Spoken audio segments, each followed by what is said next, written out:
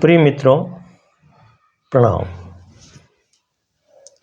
हम अष्टावक्र महागीता पर कुछ समझने का प्रयास कर रहे हैं और आप सभी को धन्यवाद है कि आप बड़े प्रेम से, बड़ी उत्कंठा के साथ में इस विषय को मेरे साथ साथ चलते हुए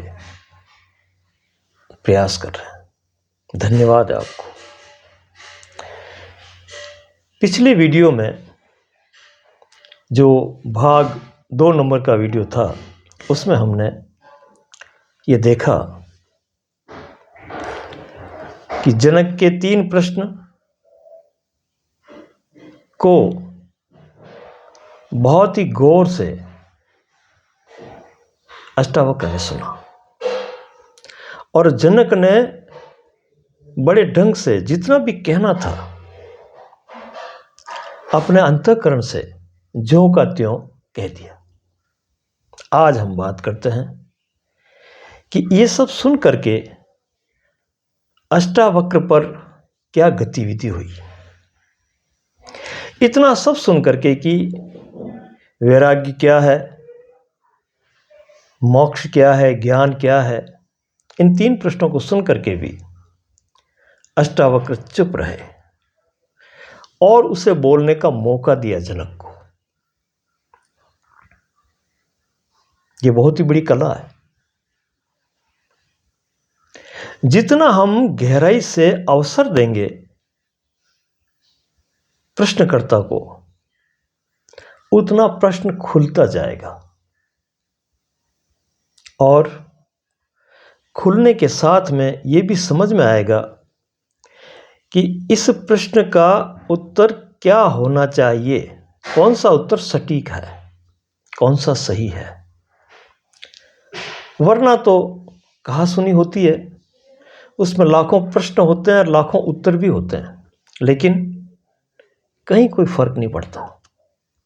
फिर दूसरे दिन वही प्रश्न, वही उत्तर, इस तरह से पूरा जीवन व्यतीत हो जाता है, लेकिन समाधान नहीं होता। तो अष्टावक्र चुपचाप सुन करके, जब राजा चुप हो गया सब कुछ कहने के बाद में, तो अष्टावक्र ने बड़े ध्यान से अपने मन के भीतर उनके प्रश्नों का आकलन किया।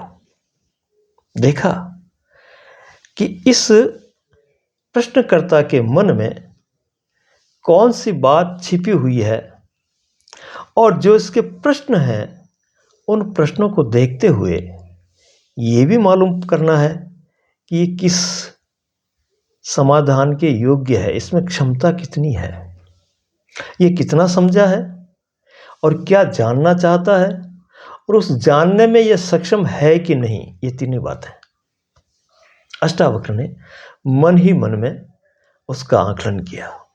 देखा उनको बड़े गौर से, उस पर संश्लेषण विश्लेषण, जितना गौर से उन प्रश्नों पर ध्यान दिया शायद उतना जनक ने भी नहीं दिया।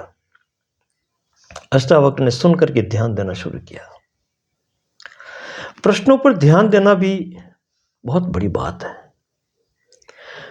पहले तो हम प्रश्नों को ऐसे ही ऊपर ऊपर से करते हैं, एक समय जाया करते हैं,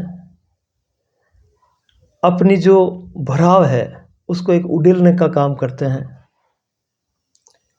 समय जाया करते हैं, कुछ नहीं करते हैं उससे। प्रश्नों के सामने हम ज्यों के त्यों खड़े भी नहीं रहते हैं, या यूं कहिए कि प्रश्न को पूरा उठने भी नहीं देते। हमारे जो तैयार किए हुए रेडीमेड उत्तर हैं वो उत्तर दे दिए जाते हैं। जैसे कोई कहे कि मैं कौन हूं, ये प्रश्न उठा, तो हम सीधा सा रटा रटा उत्तर कह देते हैं कि मैं आत्मा हूं। अब आत्मा क्या है हम नहीं जानते, बस उत्तर दे दिया, अपने काम में लग गए। प्रश्न जो का त्यों खड़ा है, उसका समाधान नहीं हुआ, पूरा उठने नहीं दिया। उसके सामने हम थोड़ी देर ठहरे नहीं। वो कुछ कहना चाह रहा था, प्रश्न को सुनने का पूरा मौका जैसे अष्टावक्र दे रहे हैं वैसा देना चाहिए, तभी जाकर के प्रश्न पूरा खुलता है और पूरा खुलने के बाद में वो समाधान की ओर अग्रसर होता है। तो प्रश्न को सुनने की जो कला थी वो अष्टावक्र से सीखनी चाहिए। अष्टावक्र मन ही मन में विचार करते हैं,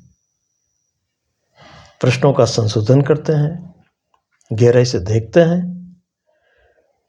और उनके मन में जो बात चलती है, अभी बोले नहीं है वो, जनक के किए गए प्रश्नों का अपने ही मन में आकलन करते हुए उसकी खोज कर रहे हैं वो, आखिर माजरा क्या है। अभी नहीं बोले, अभी कोई उत्तर नहीं दिया, बोल करके मन में ही मन में चल रहा है। और मन में उन्होंने सोचा, गहन विचार किया और कुछ बातें उनके अंदर आई, उनको कर लेना जरूरी है।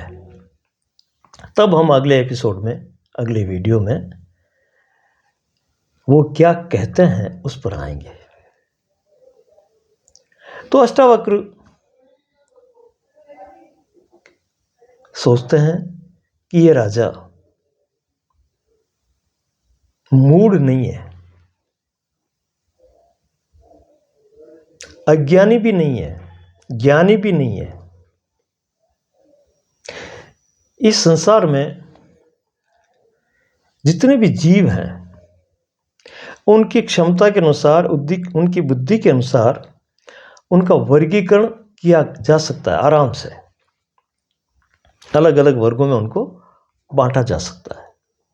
वैसे तो बहुत से वर्ग हम कर सकते हैं, लेकिन मुख्यतया 4 वर्ग हैं, 4 तरह के, 4 ढंग से जीने वाले जीव यहां मौजूद हैं। जीव कह रहा हूं मैं, मनुष्य ही नहीं। अब उस 4 कैटेगरी को लेकर के ही अलग अलग विभाग हुए, जीने के ढंग अलग अलग दिखाई देते हैं, उसमें विभेद हुआ है, भाग हुए हैं। पहला उन्होंने कहा कि ये मूढ़ नहीं है। राजा जनक जिस प्रकार से प्रश्न कर रहा है उस तरह से अगर इसका आकलन किया जाए, इसको देखा जाए, इसको परखा जाए, तो ये मूढ़ नहीं है। मूढ़ का मतलब कैसी जीवन शैली होगी मूढ़ की? मूढ़ और पशुता करीब करीब मिलती जुलती है। पशु जैसे अपने धुन में भूख लगी तो खा लिया, प्यास लगी तो पानी पी लिया, थक गया तो विश्राम कर लिया,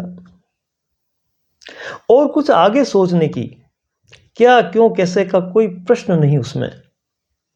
और वो इन सुखों दुखों के घेरे में इतना आबद्ध होकर के जीता है, यदि दुख भी आ रहा है तो भी उसको इतना विश्लेषण नहीं करता, क्यों आ रहा है, इसका कोई निराकरण होगा कि नहीं होगा, इसके पीछे कारण क्या है। एक मूढ़ता चाहिए हुई होती है उस पर, उसकी बुद्धि का इतना विकास नहीं है। हमने देखा है कि बहुत से व्यक्ति वो वयोवृद्ध हो जाते हैं, उम्र कर लेते हैं, उम्र दराज होते हैं, लेकिन उनकी बुद्धि का आकलन बहुत ही स्तर नीचे होता है और वैसे वो जी रहे होते हैं, उनको कोई फर्क नहीं पड़ता, ठीक है जो चल रहा है चल रहा है। और वो न तो कुछ जानने की कोशिश करता है, न ये विचार करता है कि ऐसा क्यों हुआ, इसके पीछे कारण क्या है। इन सब को नजरअंदाज करता हुआ एक पशुवत जीवन उसका होता है। जब अपना स्तर भी नहीं जान रहा है वो, तो दूसरे के स्तर का क्या पता लगाएगा। तो राजा मूढ़ नहीं है, इसका मतलब क्या हुआ, इसने मुझे प्रणाम किया है, मैं कुछ कर सकता हूं इसके लिए, ये इसने सोचा है, राजा होते हुए भी मेरे चरणों में बैठा है और जो प्रश्न पूछे हैं उस प्रश्न में आगे की कुछ और गति करता हुआ, उनके कारणों को जानता हुआ, उससे मुक्त होकर के कुछ एक अपने स्तर को बदलने की इसमें बड़ी भारी ललक है। तो इससे ऐसा लगता है कि राजा मूढ़ नहीं है। तो फिर क्या अज्ञानी है? अज्ञानी भी नहीं है। वो कैसे? देखो, मूढ़ और अज्ञानी में अब हम थोड़ा फर्क समझते हैं। मूढ़ को तो कोई लेना देना ही नहीं, पशु की तरह जी रहा है वो। पर अज्ञानी कभी कभी प्रेरणा या एक स्फुरणा सुन करके उसमें कहीं कहीं जगती है। इस माहौल में रह करके वो चाहता है कि ऐसा भी हो सकता है, हो जाए तो ठीक रहे, लेकिन ज्यादा पकड़ नहीं करता उस पर। और उसमें अहंकार का प्रवेश ज्यादा होता है अज्ञानी में, कि जैसा मैं हूं वैसा ठीक हूं, श्रेष्ठ हूं, इससे आगे कुछ भी करने की जरूरत नहीं। ये अज्ञानी की जिद होती है। अड़ियल से होते हैं, जिद्दी होते हैं। जो मान लिया, जो है सो है, उससे आगे कोई न तो प्रयास करना है, न कोई गतिविधि करनी है। लेकिन कभी कभी बात कर भी लेता है तो ऊपरी ऊपरी तौर पर अहंकारवश आगे गति नहीं करता। अब बात आती है ज्ञानी की। ज्ञानी जो जान चुका है, जिसको मालूम है, लेकिन जताता नहीं है। ये भी ज्ञानी और अज्ञानी में फर्क है। अज्ञानी नहीं जानता है और जताता है, ज्ञानी जानता है और जताता नहीं है, प्रदर्शन नहीं करता, जीता है उसको। जताता नहीं बल्कि ज्ञानी जीता है और अज्ञानी उसका प्रदर्शन करता है। भीतर से तो दुखी है वो, लेकिन बाहर अपने अभिमान की पुष्टि करने के लिए न जाने कौन कौन से तरीके अपनाता है। ज्ञानी आप्त काम है, अब उसको कुछ नहीं चाहिए, अपना आप में मस्त है, जान चुका। और किसको बताऊं या वो भी जान ले, ऐसी ललक भी उसमें नहीं होती है। यहां देखो ना आप, जनक ने प्रश्न पूछा तो अष्टावक्र ठहरे उसके सामने, जबरदस्ती नहीं है। ज्ञान को बांटने आया हूं, मैं इतना ज्ञानी हूं, मुझसे कुछ सीख लो, समझ लो, सुधर जाओ, ऐसी घोषणाएं ज्ञानी नहीं करता है। यह अज्ञानी के लक्षण है। तो उन्होंने देखा कि राजा ज्ञानी भी नहीं है, क्योंकि ज्ञानी होता तो प्रश्न नहीं करता, और जब प्रश्न किए हैं इसका मतलब ये उन प्रश्नों का उत्तर नहीं जानता, उत्तर जानना चाह रहा है। ये मंथन किस में चल रहा है? अष्टावक्र के भीतर ही भीतर पूरा मंथन करके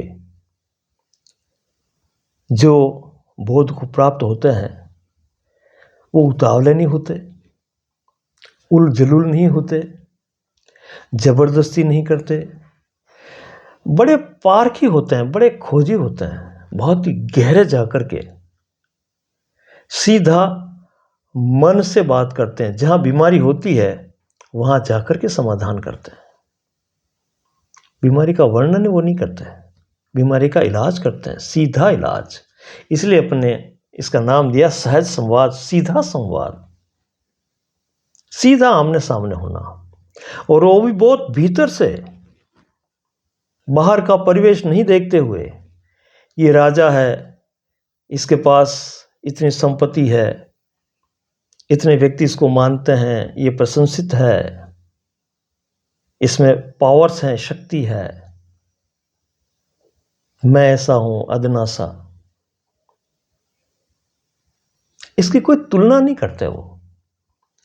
तुलना से रहित होकर के बाहर की जितनी भी तुलना है उनसे अलग हट करके बहुत ही गहराई में जाकर के अंतःकरण में जो बात छिपी हुई है उसका पता लगाते हुए बहुत गहन अन्वेषण करते हैं, बहुत डीपली जाते हैं और बड़ी शांति से, धीरे धीरे, स्नेह स्नेह, आराम से। ये उनकी गुणवत्ता है जो भी बोध को प्राप्त हो गए।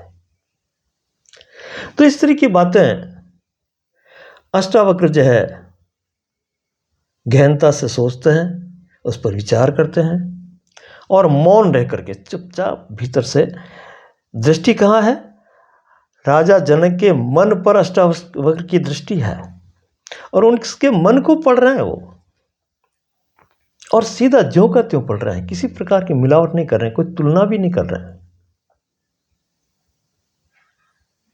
ये पढ़ना भी बहुत बड़ी बात है।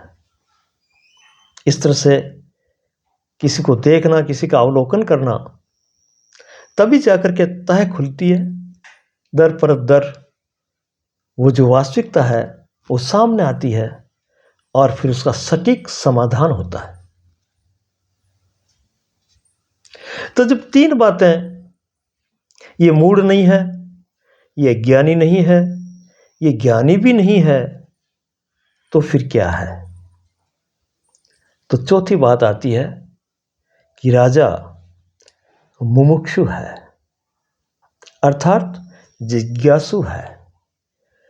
मुमुक्षु का मतलब एक हम अर्थ करें सरल सा, तो इस तरह से होता है कि जो मोक्ष के प्रति कटिबद्ध है, अब उसको और कुछ नहीं चाहिए, एक ही तरफ उसकी गति है, वो ये है कि जो भी है दुख के कारण जिनमें मैं फंसा हुआ हूं, जहां बार बार उलझ रहा हूं और समाधान नहीं मिल रहा है, उन सब से मुक्त हो जाऊं, अलग हो जाऊं। मुमुक्ष, जिज्ञासा भी कह सकते हैं, जिज्ञासु, यानी कि गहन जिज्ञासा रखने वाला, गहन पैठ हो जिसकी, उसके प्रति इतनी लगन हो, इतनी उत्कंठा हो, इतनी उत्प्रेरणा हो भीतर से कि सारी ऊर्जा उस एक बिंदु पर लगा दे। जानने के लिए कहो, पहचानने के लिए कहो, जीने के लिए कहो या अनुभूत करने के लिए कहो, कुछ भी नाम दे दो, लेकिन उस एक बिंदु पर लगा रहता है और गहराई से लगा रहता है। तो ऐसी जिज्ञासा जब मालूम हुई अष्टावक्र को, तो उन्होंने कहा कि ये राजा अधिकारी है, योग्य है, जो भी मैं कुछ कहूंगा आगे या समझाऊंगा, ये समझने के लिए उपयुक्त पात्र है, ये समझ सकता है। यह आकलन किसने किया? अष्टावक्र ने। इतना गहन अध्ययन करने के बाद में, जनक के मन का बहुत ही गहराई से अध्ययन और अवलोकन करने के बाद में, उन्होंने ये निश्चय किया कि यह राजा पात्रता को लिए हुए अच्छी तरह से समझ सकता है, वरना बुद्धि की अगर क्षमता न हो, बुद्धि का अगर आकलन न किया जाए, तो बहुत सी चीजें ऐसी है जिसको बुद्धि पचा नहीं पाएगी, चाहे बातें कितनी भी कर लो। उधर से वो भी रट करके प्रति उत्तर दे देगा, सुनने वाला भी, श्रोता भी सुन सुन करके होशियार हो जाएगा उसका मन, उसका भरा उसकी स्मृति में, और फिर वो जब उगलने लगेगा तो वक्ता भी सुनेगा कि हाँ, कह तो ठीक ही रहा है, इसका मतलब समझ गया। नहीं, ऐसे कहा सुनी में समझ नहीं प्रकट होगी, कहा सुनी से ऊपर उठना होगा। इसलिए बहुत सी कीमिया, बहुत सी बातें रहस्य भरी ऐसी है जो इस बुद्धि के दायरे में प्रवेश नहीं कर पाती, या बुद्धि उसको ले नहीं पाती, ग्रहण नहीं कर सकती, समझ नहीं सकती, क्योंकि उसकी इतनी क्षमता ही नहीं है। इन सब बातों को देखते हुए अष्टावक्र कह रहे हैं कि जनक अधिकारी है, योग्य है, पात्र है, और इसको जो भी ये प्रश्न कर रहा है इसमें जाकर के इसका समाधान हो सकता है। कि उन्होंने टिक कर लिया, राइट कर दिया। जनक को उन्होंने मन ही मन में स्वीकार कर लिया, पास कर लिया। ये स्वीकारोक्ति भी बहुत जरूरी है। हाँ, ऐसे कुछ समर्थ होते हैं, कोई विशेष होते हैं, वही इस प्रकार का आकलन करते हुए स्वीकार करते हैं, स्वीकृति देते हैं मन ही मन में कि हाँ, मैं अब तेरे साथ साथ चलूंगा। और जब ये स्वीकृति सहज हृदय से उभरती है तो फिर वो धारा जाती ही जाती है। यही गुरु कृपा है। साधारण शब्दों में अगर हम कह दें तो इसी को गुरु कृपा कहते हैं। गुरु को स्वीकार होना चाहिए सामने वाला कि हाँ, इसमें क्षमता है और ये समझ जाएगा। अब ऐसा आकलन आजकल के गुरु कहाँ करते हैं? वो तो प्रचार प्रसार में लगे रहते हैं, अपनी नाम मान बढ़ाई और प्रशंसा में लगे रहते हैं, भीड़ बढ़ाने में लगे रहते हैं। उनको कहाँ पड़ी कि कोई बोध को उपलब्ध हो जाए, कोई सही समझ जाए। वो खुद ही समझे हुए नहीं है, अन्य को क्या समझाएंगे। तो फिर अपन आते हैं उसी प्रसंग पर, जनक और अष्टावक्र के। इतने प्यारे थे दोनों, इतने अच्छे थे कि उनको सुनते ही रहो, सुनते सुनते ही घटना घट जाएगी, ऐसा हमें आभास होने लगता है। ऐसे दोनों मजे मजाए सक्षम श्रोता और वक्ता थे। अष्टावक्र ने देखा कि जिज्ञासु है और इस पर की गई मेहनत बेकार नहीं जाएगी, ये सफल होगा। ये जब बात भीतर भीतर तय हो जाती है, फिर घटना को घटना ही पड़ता है, सत्य को उतरना ही पड़ता है। फिर आनंद की लहर को कौन रोक पाएगा? फिर वो जो उन्मुक्त उड़ान है उसको कौन रोक रखेगा, कौन बाधित करेगा? जब ये दोनों पंख लग जाते हैं श्रोता और वक्ता के, तो फिर अनंत की उड़ान में उड़ जाते हैं। वो दोनों पंख समकक्ष हो, साथ साथ चलने वाले हो, उनका सामंजस्य हो, फिर क्या कहना, मुक्ति की उड़ान सहज हो जाती है। अगले वीडियो में अब जो है वाणी से प्रकट करेंगे अष्टावक्र जनक के प्रति। जनक और अष्टावक्र आप हम यूं भी समझ सकते हैं कि एक बोध को प्राप्त हुआ मन है और एक बोध को चाहने वाला मन है। इन दोनों का आपस में संवाद हो रहा है। जनक और अष्टावक्र एक प्रतीक के रूप में हम ले रहे हैं। तो आगे के वीडियो में श्लोक के सहित हम समझेंगे कि अष्टावक्र कहाँ से शुरू करते हैं, कैसे शुरू करते हैं और कैसे इस गति को आगे बढ़ाते हैं। धन्यवाद।